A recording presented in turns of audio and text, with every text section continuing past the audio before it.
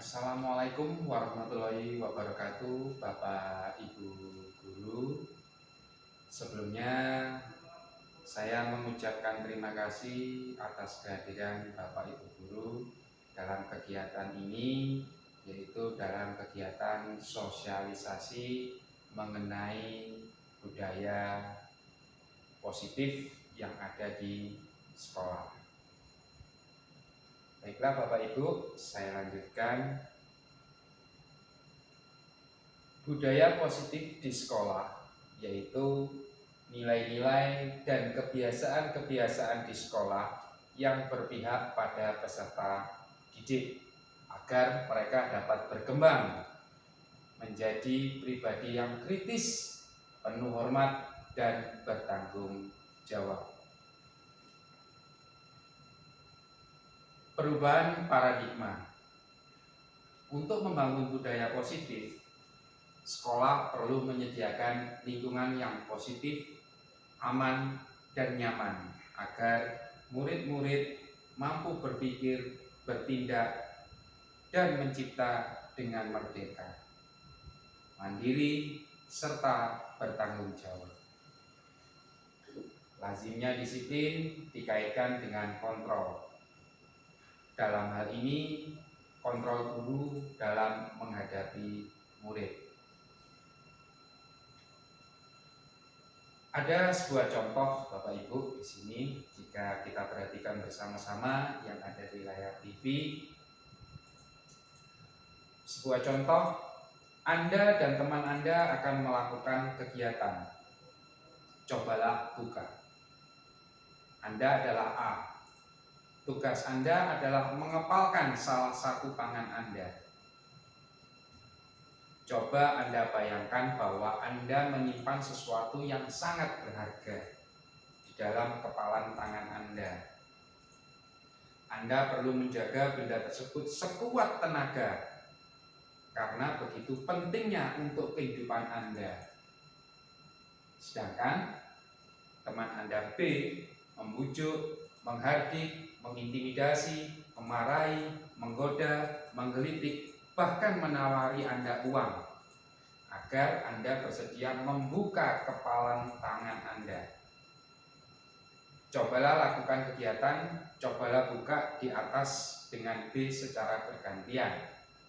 Masing-masing A dan B memiliki waktu 30 detik saja.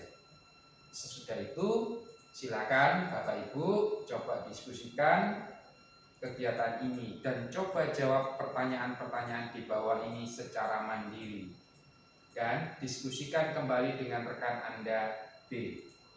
Bandingkan jawaban Anda apakah berbeda atau sama. Bila mana berbeda, kira-kira mengapa? Jadi maksudnya Bapak Ibu, silakan Bapak Ibu berpasang-pasangan antara A dan B, Ibu sebagai A, misalkan Bapak sebagai B, silakan berpasang-pasangan, di mana Bapak dan Ibu silakan untuk mengepalkan tangan. Anggap saja di dalam kepalan tangan ini terdapat sesuatu yang sangat berharga Bapak Ibu. Bapak Ibu berusaha untuk tidak melepaskan kepalan tangan Bapak Ibu. Namun teman Ibu, lawan Ibu itu berusaha untuk melepaskan kepalan Bapak Ibu. Silakan dicoba. Kemudian silakan Bapak Ibu jawab pertanyaan seperti yang tertera di depan. Apakah Anda atau B membuka kepalan tangan Anda? Mengapa? Apa alasan Anda atau B membuka kepalan tangan Anda? Pertanyaan yang nomor 2, apakah Anda atau B menutup kepalan tangan Anda? Mengapa? Apa alasan Anda atau B tetap menutup kepalan tangan Anda? Dan pertanyaan yang terakhir yang nomor 3 yaitu Bapak Ibu, dalam kegiatan ini sesungguhnya siapa yang memegang kendali atau kontrol untuk membuka atau menutup kepalan tangan? Seharusnya pertanyaan nomor 3 ini tentunya Bapak Ibu bisa langsung menjawab. Baik Bapak Ibu, saya lanjutkan. Nah, di sini ada suatu statement pernyataan daripada Ki Hajar Dewantara bahwa tujuan pendidikan yaitu menuntun segala kodrat yang ada pada anak-anak agar mereka dapat mencapai keselamatan dan kebahagiaan yang setinggi-tingginya, baik sebagai manusia maupun sebagai anggota masyarakat. Oleh sebab itu, pendidik untuk itu hanya dapat menuntun tumbuh atau hidupnya kekuatan kodrat yang ada pada anak-anak agar dapat memperbaiki lakunya, bukan dasar hidupnya dan tumbuh kekuatannya kodrat anak. Jadi Bapak Ibu guru ini bisa diibaratkan seperti petani jagung. Bapak Ibu merawat tanaman jagung dengan cara menyirami, dengan cara memberikan pupuk supaya jagung tersebut dapat tumbuh dan menghasilkan buah jagung yang lebih banyak. Tentunya Bapak Ibu tidak akan bisa mengubah kodrat daripada jagung itu. Maksudnya apa Bapak Ibu? Bapak Ibu tidak akan bisa mengubah jagung menjadi padi, atau Bapak Ibu juga tidak bisa mengubah jagung itu menjadi semangka atau lainnya. Bapak Ibu hanya bisa menuntun jagung itu supaya dia bisa tumbuh. Nah, itulah yang dimaksud daripada pernyataan Ki Hajar Dewantara bahwa pendidik itu hanya dapat menuntun tumbuh atau hidupnya kekuatan kodrat yang ada pada anak-anak agar dapat memperbaiki lakunya, bukan dasar hidupnya. Itu Bapak Ibu, oke, saya lanjutkan. Di sini juga perlu dibahas bahwa kita sendiri yang memegang kontrol atas kepalan tangan kita. Apakah kita membuka atau menutup kepalan tangan kita, itu bergantung pada diri kita masing-masing Bapak Ibu, sesuai dengan kebutuhan dasar kita saat itu. Perubahan paradigma teori kontrol atau ilusi kontrol Bapak Ibu. Ilusi guru mengontrol murid. Ilusi bahwa kritik dan membuat orang merasa bersalah dapat menguatkan karakter. Ilusi bahwa semua penguatan positif efektif dan bermanfaat. Ilusi bahwa orang dewasa memiliki hak untuk memaksa Bapak Ibu. Nah, di sini jika kita perhatikan Bapak Ibu, perubahan paradigma stimulus respon teori kontrol. Siapa sesungguhnya yang memiliki kontrol Bapak Ibu? Di sini dapat kita lihat Bapak Ibu, terdapat dua tabel, bagian sebelah kiri dan bagian yang sebelah kanan Bapak Ibu. Untuk yang sebelah kiri, bagian sebelah kiri itu adalah stimulus respon. Sedangkan bagian yang sebelah kanan itu adalah teori kontrol Bapak Ibu. Jika kita perhatikan di sini, stimulus respon. Kita mencoba mengubah orang agar berpandangan sama dengan kita. Sedangkan teori kontrolnya, kita berusaha memahami pandangan orang lain tentang dunia. Yang kedua, stimulus respon yang kedua Bapak Ibu, perilaku buruk dilihat sebagai suatu kesalahan. Sedangkan untuk teori kontrolnya yaitu semua perilaku memiliki tujuan. Nah, ini adalah contoh daripada paradigma stimulus respon teori kontrol. Lanjut Bapak Ibu, apa makna disiplin? Seperti tema dari awal yang sudah saya jelaskan tadi, bahwa di sini kita adalah membentuk budaya positif yang ada di sekolah. Apa makna disiplin? Disiplin berasal dari bahasa Latin yaitu disciplina, yang artinya belajar. Makna asal dari kata ini berkonotasi dengan disiplin diri dari murid-murid Sokrates dan Plato. Disiplin diri membuat orang menggali potensinya menuju sebuah tujuan apa yang dia hargai Bapak Ibu. Namun dalam budaya kita, makna kata disiplin telah berubah menjadi sesuatu yang dilakukan seseorang pada orang lain untuk mendapatkan kepatuhan. Nah, di sini jika kita perhatikan Bapak Ibu, tulisan yang berwarna merah. Namun dalam budaya kita, makna kata disiplin telah berubah menjadi sesuatu yang dilakukan seseorang pada orang lain untuk mendapatkan kepatuhan. Kecenderungan umumnya adalah menghubungkan kata disiplin dengan ketidaknyamanan, bukan dengan apa yang kita hargai atau pencapaian suatu tujuan mulia, Bapak Ibu. Jadi mungkin selama ini Bapak Ibu kita menerapkan disiplin di sekolah itu seolah-olah agar seseorang atau siswa itu mendapatkan kepatuhan. Selanjutnya Bapak Ibu, disiplin adalah kemampuan memerintah diri sendiri dalam mengontrol dan menguasai diri untuk memilih tindakan yang mengacu pada nilai-nilai yang kita hargai dengan penuh tanggung jawab tanpa terperintah orang lain. Jadi intinya gini Bapak Ibu, beda antara disiplin dengan istilahnya keyakinan kelas. Contoh Bapak Ibu, suatu peraturan misalkan, apabila kita berkendara naik sepeda motor, peraturannya adalah menggunakan atau mengenakan helm. Nah, di sini Bapak Ibu ada yang perlu kita cermati. Apabila ada orang yang berkendara sepeda motor, dia memakai helm, dia itu takut karena peraturan, atau yang kedua, dia itu yakin bahwa helm itu sangat penting bagi dirinya untuk melindungi kepalanya. Nah, di sini pengertian antara disiplin dengan keyakinan. Seperti yang di slide sebelumnya tadi dinyatakan bahwa disiplin itu adalah membuat seseorang untuk memenuhi kepatuhan.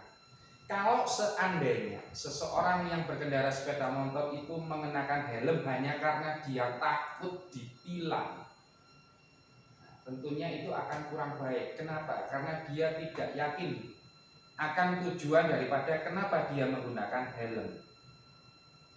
Jadi maksud saya di sini Bapak Ibu, kita membuat suatu peraturan yang ada di sekolah itu bukan untuk menakut-nakuti siswa, tapi kita membangun keyakinan siswa itu dalam dirinya supaya dia itu bersikap disiplin. Jadi bukan karena dia itu takut oleh peraturan, tapi dia itu harus yakin bahwa peraturan itu adalah sesuatu hal yang baik untuk dia. Itu Bapak Ibu. Saya lanjutkan Bapak Ibu. Jadi maksud dari nilai-nilai yang kita hargai adalah nilai-nilai kebajikan, sifat-sifat positif manusia yang merupakan tujuan mulia yang ingin dicapai setiap individu. Nilai-nilai kebajikan yang ingin dicapai oleh setiap anak Indonesia kita kenal dengan yang namanya profil pelajar Pancasila, yang terdiri atas beriman, bertakwa kepada Tuhan Yang Maha Esa dan berakhlak mulia. Yang kedua, mandiri, bernalar kritis, berkebinekaan tunggal, bergotong royong, dan yang terakhir adalah kreatif. Selanjutnya Bapak Ibu, yaitu mengenai teori motivasi perilaku manusia. Yang pertama, untuk menghindari ketidaknyamanan atau hukuman, apa yang akan terjadi apabila saya tidak melakukannya? Itu adalah sebuah motivasi eksternal. Apabila diturunkan lagi untuk mendapatkan imbalan dari orang lain atau institusi, apa yang akan saya dapatkan apabila saya melakukannya? Yang ketiga, untuk menghargai diri sendiri. Jadi ini teori motivasi perilaku manusia itu ada 3. Dia termotivasi karena 1, untuk menghindari ketidaknyamanan atau hukuman. Jadi gini, misalkan contoh, siswa itu berusaha datang tepat waktu sebelum pukul 7 misalkan. Dia termotivasi untuk datang sebelum pukul 7 itu karena untuk menghindari hukuman. Atau juga bisa motivasi yang kedua untuk mendapatkan imbalan dari orang lain. Misalkan dia termotivasi belajar suatu mata pelajaran A. Dia sangat termotivasi karena apa? Karena gurunya itu selalu memberikan penghargaan kepada dia. Setelah dia bisa menjawab suatu pertanyaan, dia akan mendapatkan penghargaan. Maka itu juga bisa menyebabkan motivasi terhadap anak untuk selalu belajar.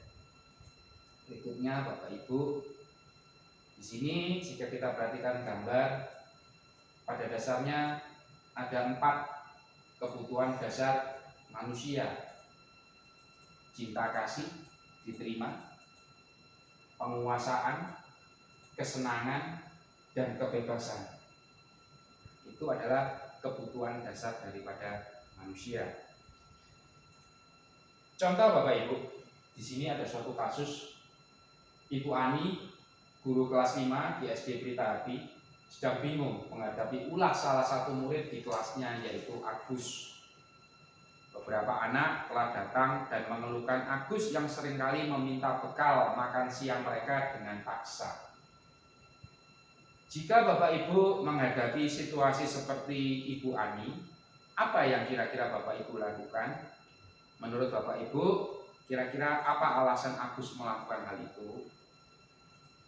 Silakan Bapak Ibu diskusikan.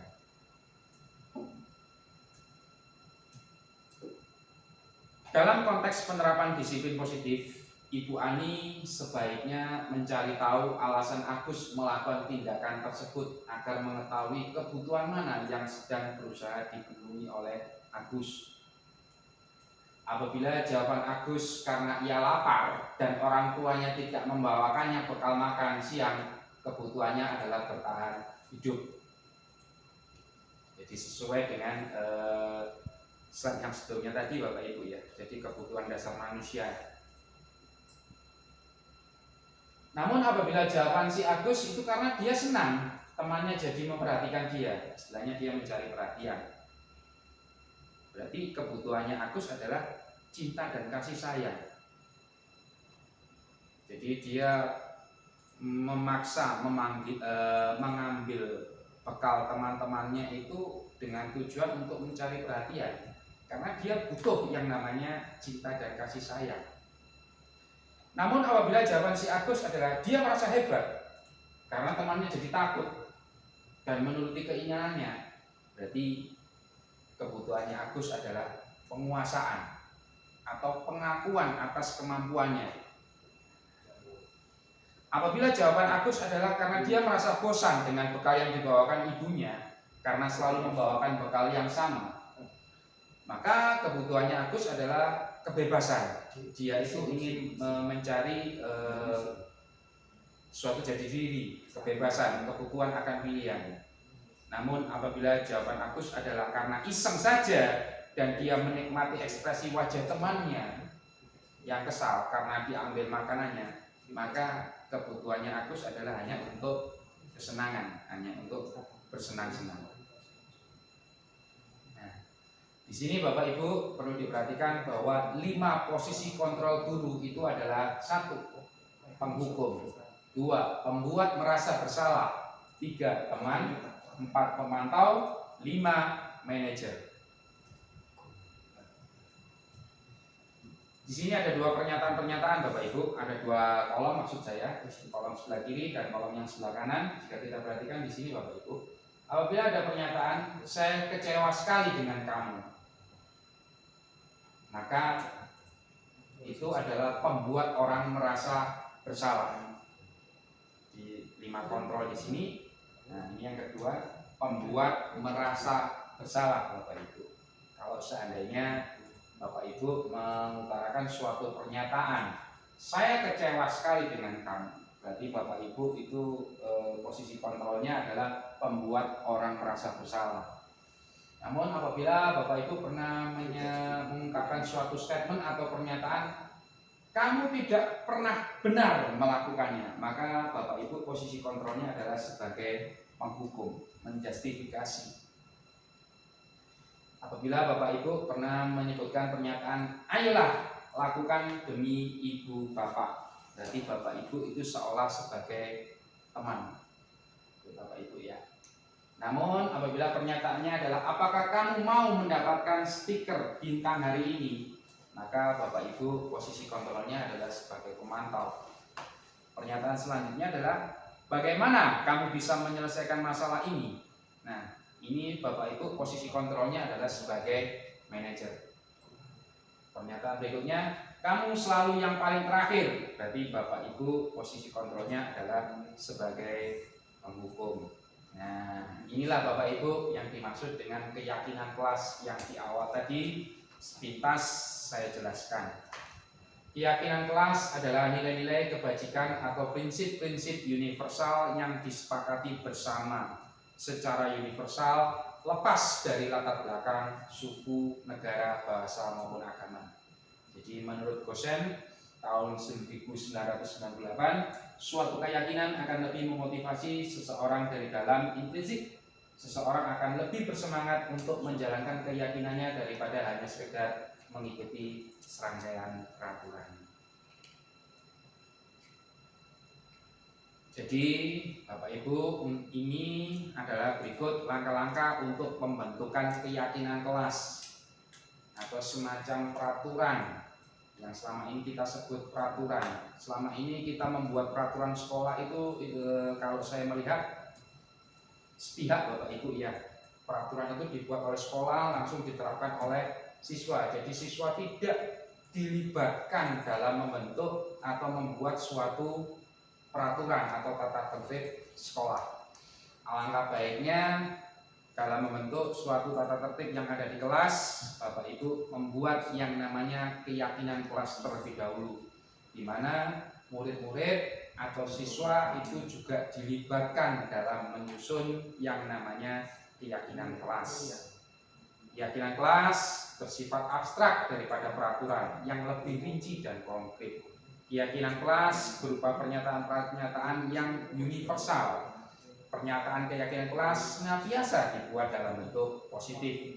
Keyakinan kelas hendaknya tidak terlalu banyak sehingga mudah diingat dan dipahami. Semua warga kelas baiknya ikut berkontribusi dalam membuat kegiatan kelas lewat jurah pendapat. Bersedia meninjau kembali keyakinan kelas dari waktu ke waktu.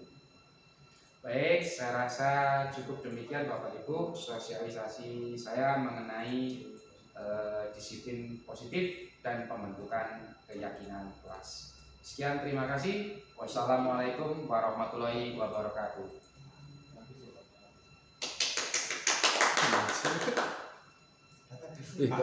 Bagus, Pak.